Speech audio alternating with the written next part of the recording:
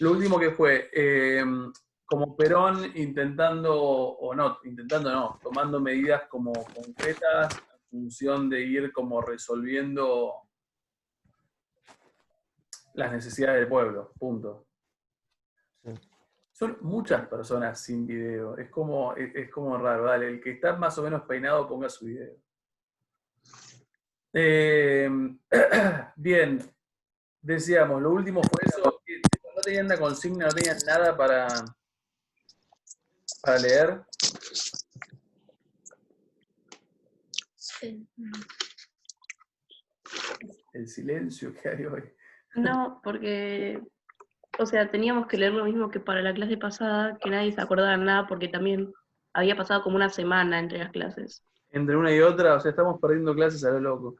Llegamos, por ejemplo, a la parte de Braden o Perón, no.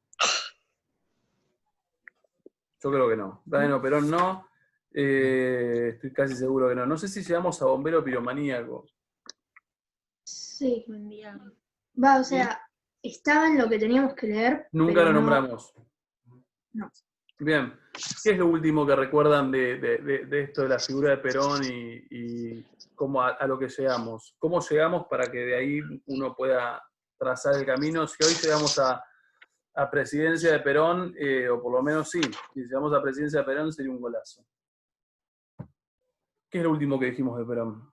De Perón, de esas masas, de bla, bla, bla. Sé que recuerdo que el golpe de Estado del 43 lo tratamos, lo tengo recontra presente, sé que ahí aparecía el GO, sé que ahí aparecía la figura de Perón. ¿Qué más?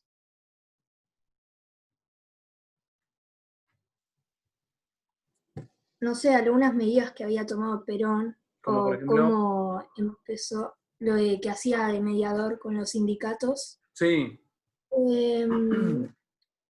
Lo de que expandió los mecanismos del Estado árbitro. Sí, estamos de acuerdo. Y nada, también habíamos lo de los lazos entre Perón y los obreros. Uh-huh.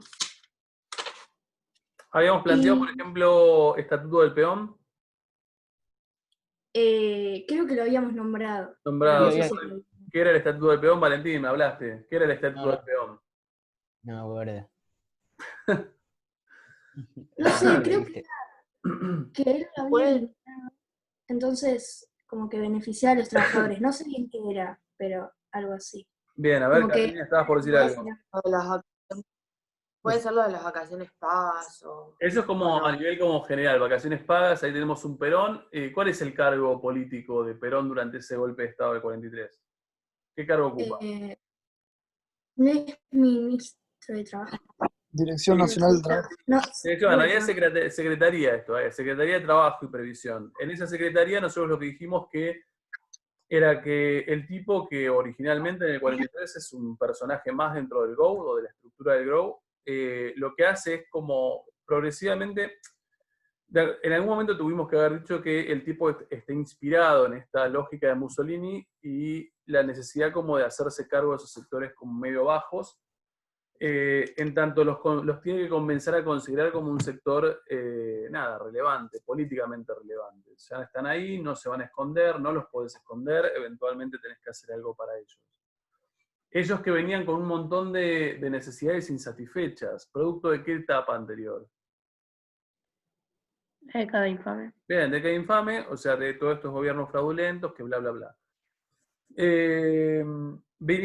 Llegaba, ocupaba esa Secretaría de Trabajo y eventualmente se ocupaba de un montón de esas necesidades que intentaba de alguna forma como resolver. Ahí aparecía lo que Corda nos dice como de vacaciones pagas, seguro de desempleo. Vos dijiste activar los mecanismos keynesianos, creo que dijo Corda, que si lo pensamos como definición, ¿qué quiere decir activar los mecanismos keynesianos? Comenzar a construir el Estado benefactor. Bien, ahí está. Comenzar a ser como benefactor y en función de que sos benefactor, ahí tiene sentido todo lo que son vacaciones pagas, bla, bla, bla. Ahí dijimos que incluso lo que hacía Perón era regular condiciones de trabajos que no solamente eran de obreros, sino que también eran de peones. Y ahí estaba lo del Estatuto del Peón. O sea, estos sectores campesinos, como de este interior profundo de la Argentina, que por primera vez encontraron un Estado que no los desamparaba, sino que decía, bueno, a ver, así como los trabajadores obreros tienen que estar regulados y tienen que tener determinadas cantidades de horas de trabajo, determinadas cantidades de salario por su trabajo, eventualmente lo mismo tiene que suceder para estos campesinos.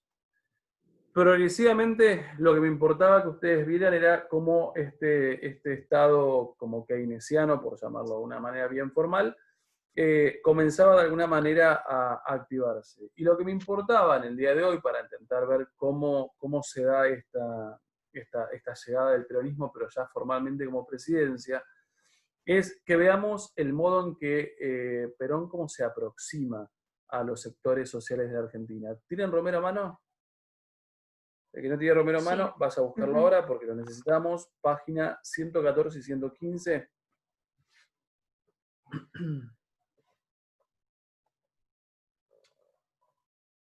Nosotros dijimos, y estoy pensando que acá lo tengo marcado, nosotros dijimos que a ver, se los pregunto a ustedes, digo, ¿cuál es la reacción original de la estructura sindical frente a Perón?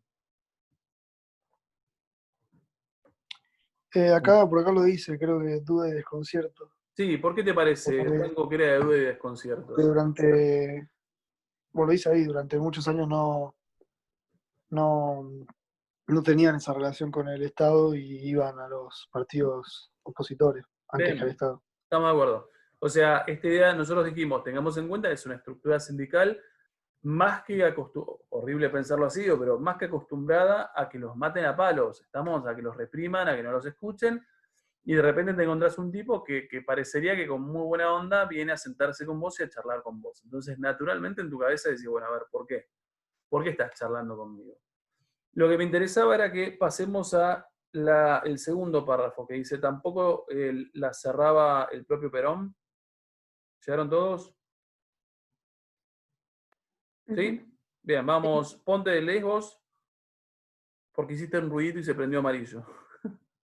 Bueno, Hay que estar en silencio absoluto. A ver, está hablando, para no leer lo anterior, está haciendo referencia a que el sindicalismo, como de alguna manera como no confía todavía plenamente en la figura de Perón, porque es una figura de la que desconocen, no se cierra al diálogo con otros dirigentes políticos. En función de eso, dice en ese párrafo, tampoco la cerraba el propio Perón. Se refiere a eso, o sea, se refiere a que no se cierra todavía el Perón de 1943, no se cierra 100% a la estructura sindical como único sector de diálogo. Y dice, tampoco la cerraba el propio Perón. Dale, ponte. tampoco la cerraba el propio Perón, dispuesto a hablar con todos los sectores de la sociedad y la política, desde los radicales hasta los dirigentes de las sociedades de fomento, y capaz de sintonizar con cada uno el discurso adecuado, aunque dentro de una constante apelación a todos los argentinos. A sus colegas militares les señalaba los peligros que entrañaba la posguerra, la amenaza de desórdenes sociales y la necesidad de un Estado fuerte que interviniera en la sociedad y en la economía, y que a la vez asegurara la autarquía económica. En el Consejo Nacional de Posguerra que constituyó, insistió en la importancia de profundizar la política de seguridad social, así como de asegurar la plena ocupación y la protección del trabajo, ante la eventual crisis que pudiera sufrir las industrias crecidas de la guerra. A los empresarios les señaló la amenaza que entrañaban las masas obreras desorganizadas y el peligro del comunismo, que se veía avanzar en Europa. Ante unos y otros, se presentaba como quien podía canalizar esa efervescencia, si lograba para ello el poder necesario. Pero los empresarios fueron desconfiando cada vez más del bombero piromaníaco, según la feliz imagen de Ruquier. Ruki, que agregaba combustible a la caldera hasta el límite de su estallido, y al mismo tiempo controlaba la válvula de escape. Progresivamente, las agrupaciones patronales fueron tomando distancia de Perón y de la política de la Secretaría, mientras éste en paralelo acentuaba su identificación con los obreros, subrayaba su prédica anticapitalista y desarrollaba ampliamente en su discurso los motivos de la justicia social. A la vez, se fueron reduciendo las reticencias de los dirigentes sindicales, quienes encontraban en los partidos democráticos un eco y un interés mucho menor que el demostrado por el coronel Perón. Bien, pregunta. porque este párrafo, aquel que marca libros, deberían marcarlo. A ver, párrafo significativo si lo hay, ¿estamos? Digo, porque lo que te sintetiza de manera perfecta, a mi entender, es el Perón del primer momento. ¿Estamos? O sea, nosotros hoy, uno cuando dice peronismo automáticamente por trayectoria histórica del país, porque lo sabemos, cuando uno dice peronismo automáticamente relaciona con obreros o sectores bajos, digo, pero en realidad es fácil esta relación, porque es una relación que nosotros ya conocemos, que desde que yo nací existe, desde que ustedes nacieron existe, y eventualmente nadie dudaría que peronismo es, en teoría, sectores bajos, obreros de Argentina. Ahora, para esa naturalización de la relación, lo que es cierto es que hay un proceso de formación de esta relación. Estamos exactamente en ese momento. Y en el momento en donde progresivamente Perón lo que va a hacer es conectarse simbólicamente con esos obreros. Y lo que les tiene que quedar claro es que al principio, en un 1943, ¿cuál es la relación de Perón con obreros? ¿O qué es lo que ustedes podrían sacar de este parrafote? Como que no estaba tan formada, ¿o sí? Bien, que no está tan formada y que no es tan definitiva. A ver, ¿cuál es la actitud que prima en Perón en este momento del 43, 44? ¿Cuál es la actitud? Creo que lo que quería era buscar el apoyo de todos. O sea, Bien, no lo es que quiere, solo un ahí sector. está, ahí me gustó. Coincido con Gorda.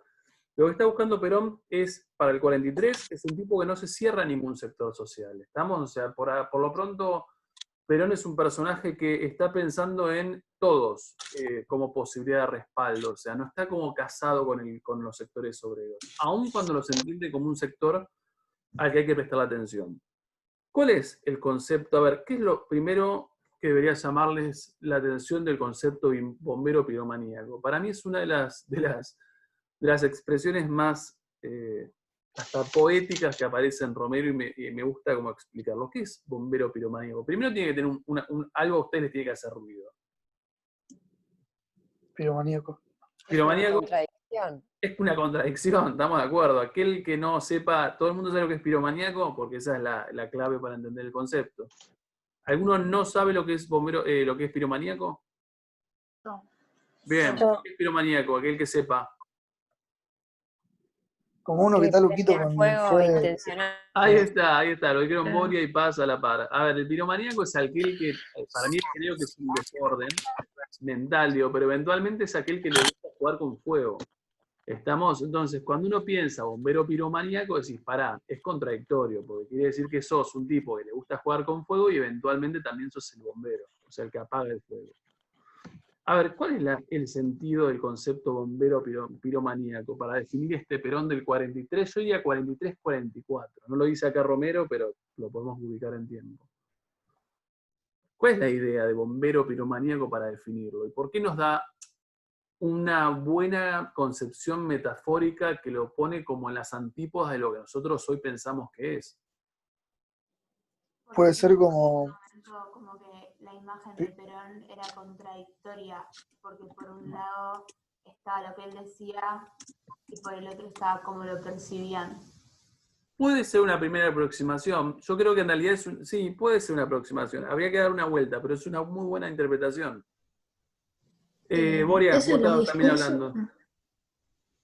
no iba a decir eso, que es medio una contradicción, si lo querés ver así, porque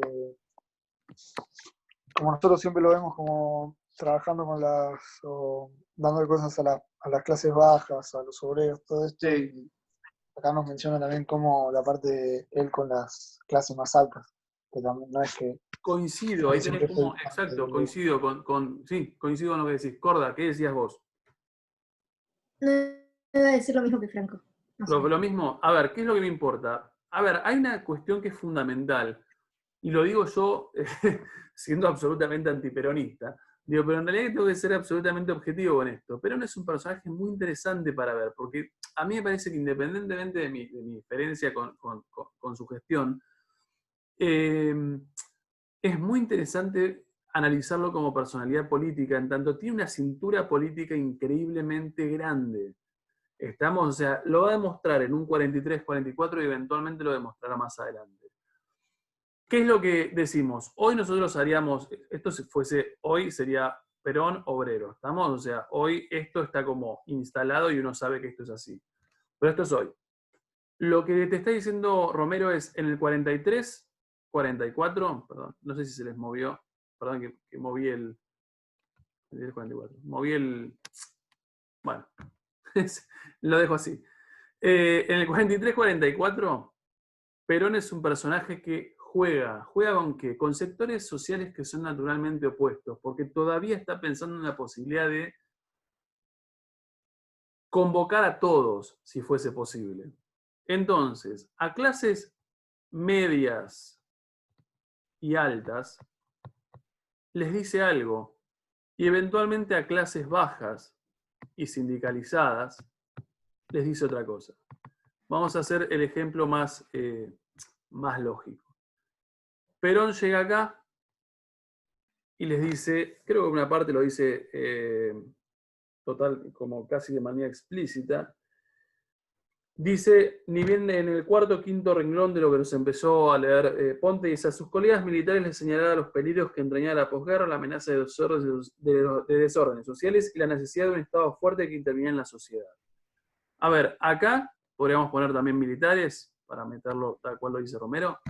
Lo que le dice Perón es, che, ojo con estos, porque en realidad si estos están como desorganizados y bla, bla, bla, bla, bla, en realidad es potencialmente peligroso.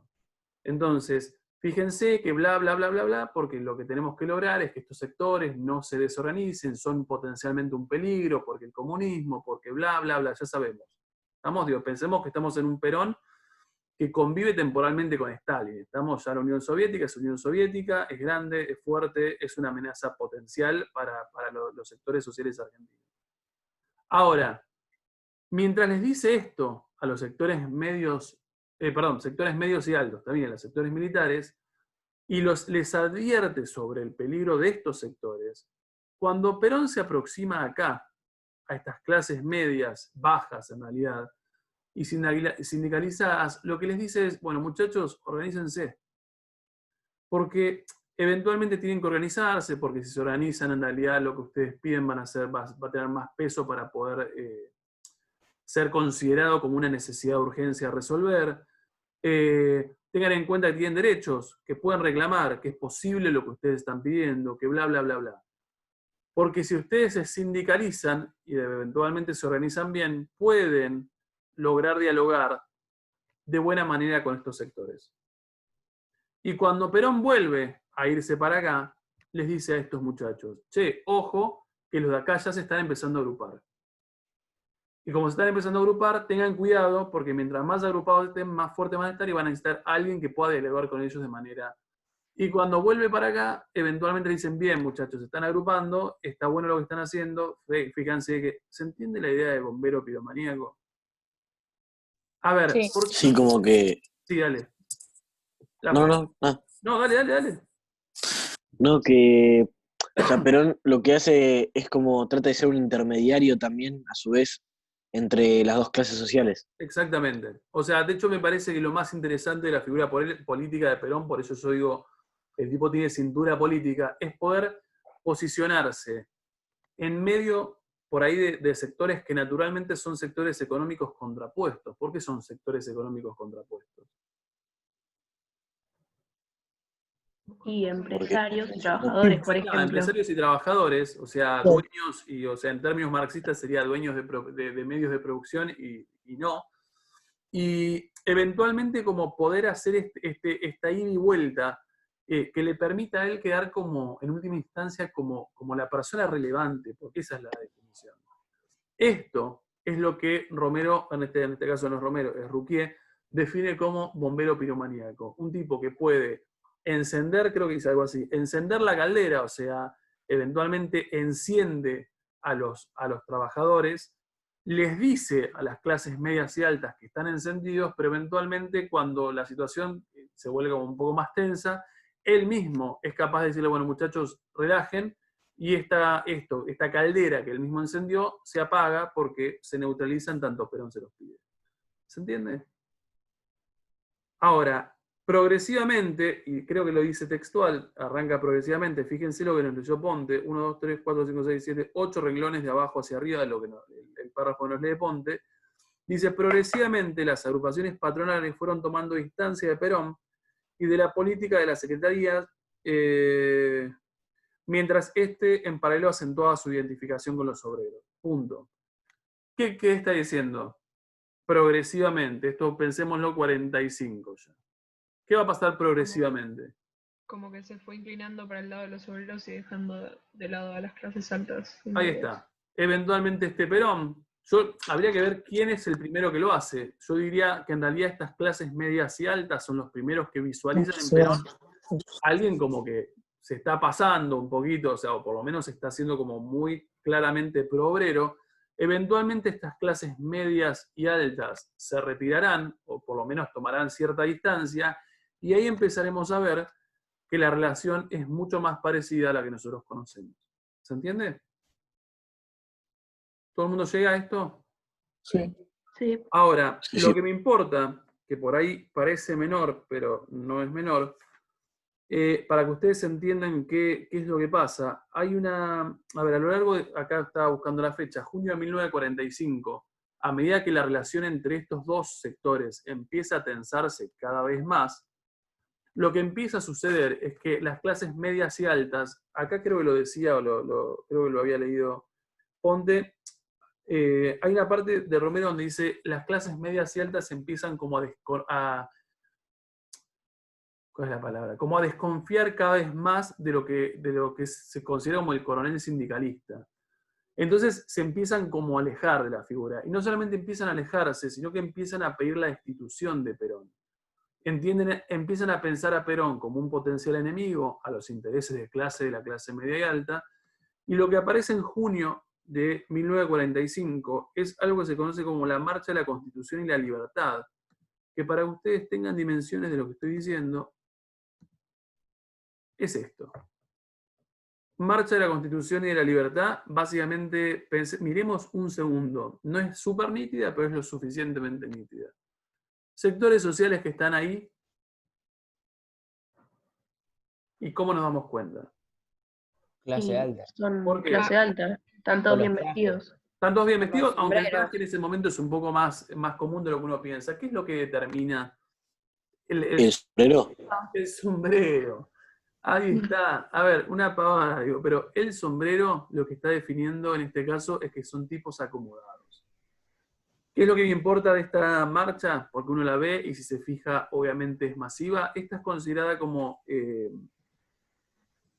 no sé si la más trascendental, pero por lo menos de las más relevantes a nivel número. Gente de sectores medios y altos manifestándose en contra de lo que consideran el coronel sindicalista. Y eventualmente muchas de estas marchas van a terminar con la destitución y posterior encarcelamiento de la figura de Perón.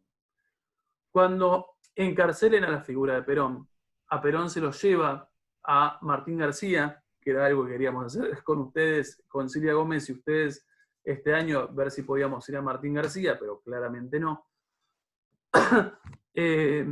Y cuando lo destituyen, automáticamente, y estamos ya para octubre del 45, lo que empieza a pasar es ¿qué cosa? A ver, ¿cuál sería la natural reacción al interior de la sociedad argentina? Y Que se forme una especie de gretia. ¿De grieta, quisiste decir? Sí, sí. Bien, ahí está, estamos de acuerdo. Estamos muy próximos, yo creo que este es el origen de la grieta, estamos de acuerdo. Ahora, inmediatamente cuando vos logres ver que los sectores medios y altos de alguna manera se han salido con la suya, ¿quién tendría que reaccionar? Las clases obreras. La clase obrera, que por primera vez empieza como a ver en ese líder que en muchos casos para el 45 todavía algunos sectores obreros dudan de la figura de Perón, pero eventualmente por más que dudes, entendés que lo que el tipo hizo en el grosso, o en la mayor parte del tiempo que lo hizo, te benefició a vos como obrero. Entonces, naturalmente, en ese momento, las clases bajas empiezan a movilizarse, logran la liberación de Perón, por la misma presión que hacen en las calles, Y eventualmente lo que se produce es el 17 de octubre del 45, que nosotros de alguna manera ya lo habíamos visto, pero que está bueno verlo en imagen. ¿Estamos? 17 de octubre del 45. ¿Qué es el 17 de octubre del 45? Es el día que todos los peronistas festejan, pero nunca supe bien por qué. Bien, es el que coincido con vos. Es el día... Porque liberan. Para reclamar la Justamente porque libertad de liberan a Perón. Perón. Bien, primero, ya liberado Perón, el 17 de octubre del 45 es el momento donde se da por primera vez el discurso de Perón. ¿Se acuerdan? Nosotros habíamos visto un discurso cuando hablábamos de política pasional. Yo les subí un discurso de Perón. Sí, sí. Bueno, ese discurso Sí, sí. es el 17 de octubre del 45. Cuando uno escucha el contenido de ese discurso y cuando uno ve esas masas obreras en la plaza escuchando al líder, automáticamente lo que uno se da cuenta es que se consolidó ¿qué cosa? La relación entre La Perón figura. Primero la figura. ¿Qué otra cosa se consolidó en términos más de la materia? Se acaba de consolidar Las un masas. las masas, estamos de acuerdo, y un gobierno de qué estilo. Benefactor, Benefactor o en términos de Frey, populista. populista. Estamos el 17 de octubre del 45, y voy a lo que dice Vicky recién, que votó y me parece fantástico. El 17 de octubre del 45 es hoy considerado el Día de la Lealtad Peronista. ¿Qué es el Día de la Lealtad Peronista? Fuiste leal a Perón en el contexto en que la pasó peor, en el contexto en que fue encarcelado, te movilizaste para que lo saquen de ese lugar, y eventualmente Perón restituye como ese favor, por decirlo de una manera, obviamente convirtiéndose en el líder como carismático que va a tener el movimiento peronista y demás. Lo que uno no debería ni dudar a partir del momento es que en realidad, si uno sabe que viene una apertura electoral, es obvio que Perón va a ganar. ¿Estamos? La diferencia del caso argentino con el caso de Guatemala, por ejemplo, que es el que nosotros vimos un poquito, es que de repente la figura de Perón es absolutamente relevante previo a que él llegue al presidente. Es decir, es mucho más claro ver en la Argentina peronista o en la Argentina populista que Perón va a ser el candidato y va a ser el presidente. ¿Estamos? Porque los tipos lo eligen siendo previamente y plenamente conscientes que sí va a tomar medidas a favor de trabajadores. Porque ya lo viene haciendo en Secretaría de Trabajo y Previsión desde el 43. ¿Estamos de acuerdo? ¿Llegaron? ¿Todo el mundo llegó? Sí. Los miro los que están con video. ¿Todo el mundo llegó a este planteo? Sí. Bien, en el contexto de fines del 45, entonces, cuando ya está Perón liberado, sacó esto. Nos encontramos entonces con el contexto electoral. ¿Estamos? Y lo que me importa del contexto electoral es lo siguiente. Vayan a la página 118.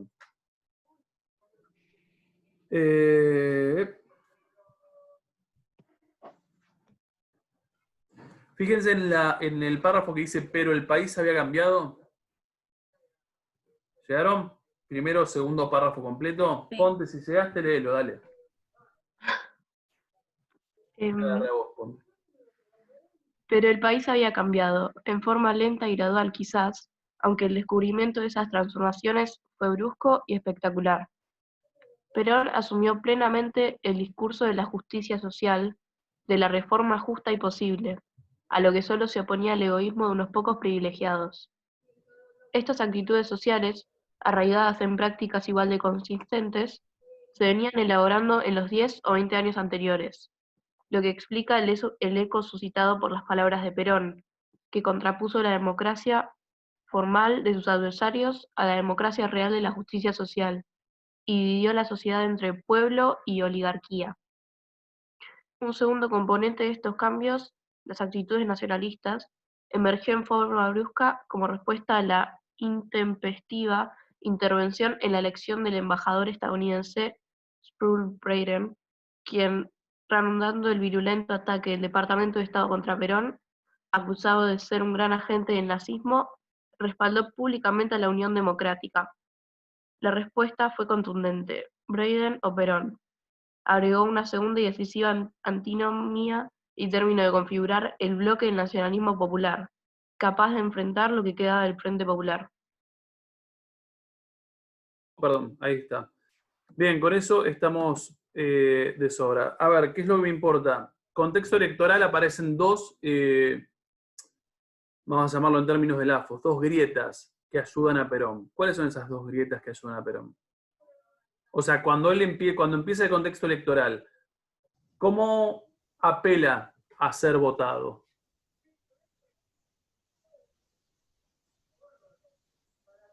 ¿Cómo apela a ser votado? ¿Cuál es la primera grieta que surge, que ya tendríamos que verla del 17 de octubre del 45? Pueblo.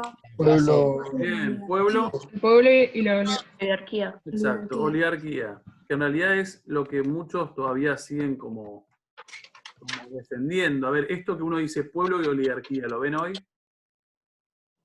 Sí. Sí. ¿Cuándo lo ves Sí. hoy? ¿Cuándo vos ves como, la oligarquía que no quiere colaborar con el país? ¿Cuál es la oligarquía hoy? Y en este momento también. clase alta, no sé Bien, qué. la clase alta. A ver, oligarquía generalmente es como clase alta o media, súper acomodada, pero en muchos casos está muy relacionado al campo. Estamos esos sectores que vos decís, bueno, este campo, esta oligarquía que no quiere colaborar con la causa nacional y que te quiere subir los precios, que no quiere pagar impuestos. A ver, entonces ahí te aparece una primera dicotomía que es buenísima, que es muy de lo que decía Lafos. Acá es cuando nace la grieta entre el pueblo, o sea, Perón, obreros, y lo que es el pueblo queriendo beneficiar a ese pueblo, y una oligarquía que proviene de periodos anteriores, que no es keynesiana, que no le importa colaborar, que es parte un poco de esta marcha de la Constitución y la libertad, a la cual el peronismo, es como que el peronismo adopta una especie de identidad frente a esa oligarquía. O sea, o estás con nosotros o estás con ellos. Y eventualmente se le agrega una segunda dicotomía, que un poco esto requiere una explicación de 2 minutos o menos. Cuando Perón empieza, pensemos que estamos en un 45 y estamos en un fin de la Segunda Guerra Mundial en Estados Unidos que gradualmente empieza como a transitar su camino a la Guerra Fría. Estados Unidos mira hacia abajo, hacia la Argentina, una Argentina que de repente ha sido muy reacia a qué en la Segunda Guerra Mundial. ¿A qué fue muy reacia? A la guerra. A la guerra directamente Tal cual. no se metió.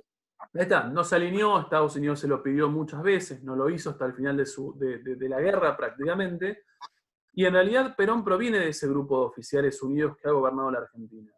Entonces, frente a al hecho de que Perón sea un personaje de esas características, que provenga de ese gobierno dictatorial, que se ha rehusado a alinearse con Estados Unidos, lo que los Estados Unidos hace frente a la posible candidatura de Perón es cambiar a su embajador, y ahí aparece Braden, que tendría una función como desestabilizadora. Es decir, Braden viene a la Argentina como el nuevo embajador norteamericano, y lo que empieza a sembrar de alguna manera al interior de la Argentina es esta idea de que Perón es nazi. ¿Estamos? O sea, que es algo o sea, esta idea de votar a Perón es votar a un tipo que ha apoyado el nazismo. Y esto que originalmente es un ataque por parte de los Estados Unidos para que Perón no llegue a buen puerto, o sea, su candidatura no sea la exitosa, Perón lo reconstituye con este famoso lema que es Braden o Perón, que en realidad nos podemos quedar con Braden o Perón, o podemos ver lo que en realidad dice por detrás. ¿Qué es lo que dice por detrás de Braden o Perón? pueblo, oligarquía. No, pueblo oligarquía es la primera dicotomía. Si vos te dejás llenar la cabeza por Braden, ¿cómo? Creo que Capitalismo, populismo. Ni siquiera capitalismo o populismo. ¿Qué sería? Si vos te dejás llenar la cabeza por Braden, te estás llenando la cabeza del imperialismo yanqui. Imperialismo. Y si vos apoyás a Perón, estás apostando a Nacionalismo. nacionalismo. ¿Qué quiere decir? Con Braden o Perón es, si vos sos lo suficientemente gil, te dejás llenar la cabeza por el embajador de Estados Unidos, o eventualmente, si lográs ser nacionalista, votás a Perón simplemente para mostrar como esos valores nacionales. Entonces, en la lógica de las elecciones que lo van a llevar al 46 al poder por primera vez, Perón juega con esto que en realidad, no sé si alguna vez lo vieron o le prestaron atención. ¿Cuál es el lema del gobierno de Cristina Fernández de Kirchner? Los gobiernos kirchneristas son ¿qué? NAC and qué? NAC and Pop. NAC and Pop. Nacional. No. Popular. Esa. Ah, ¿Llegaron? sí. ¿Llegaron o no llegaron? Cuando Cristina te dice Sí, sí. nacional y popular, obviamente es otro contexto, pero nacional arranca acá, el gobierno de Perón es nacional, porque se opone a esta lógica de Braden imperialismo y bla, bla, bla, y el gobierno de Perón es popular porque claramente se posiciona en favor del pueblo y se opone a la oligarquía que es el enemigo del pueblo. Y ahí aparece ese lema nacional y popular de todos los gobiernos peronistas, que eventualmente lo podemos encontrar incluso hoy en el gobierno de Alberto Fernández. Estamos con este lema nacional y popular, Perón llegará al contexto presidencial en el 46 y nos preparamos ya directamente para los gobiernos peronistas. ¿Estamos todos de acuerdo? Sí. Sí. ¿Llegamos? Sí. Ujú. ¿Sí? Sí. Bien, igual me gustó la luz, la iluminación de Ponte, fue como, está buenísimo. Eso me tiene que suceder. Nunca lo había escuchado eso de Nakam Pop. ¿Nagan Pop nunca lo escucharon? No, no. No. Sí, No. yo sé. Bueno, Yo sí. bien, entonces el que lo escuchó me siguió. Si no, ahora ya lo siguen. Bien, hacemos una cosa, nos queda un minuto. Para la próxima clase nosotros tenemos 2 horas, ¿estamos? Próxima semana son 2 horas, que nos viene bárbaro porque nos metemos en peronismo a full. Les voy a dar a través de Prada, les paso las páginas que leen, seguramente nos salteamos un par porque después las recuperamos. Vamos a la parte económica y social primero, que nos va a llevar un buen tiempo. Lo único que les pido es vengan leídos para la próxima. ¿Estamos? Digo, porque requiere de lectura y mientras más rápido, mientras más me sigan en el juego, mejor para ustedes. ¿Listo? Sí. Hasta luego, muchachos. Se corta solo esto ya. Adiós. Hasta la Chau, semana. chau.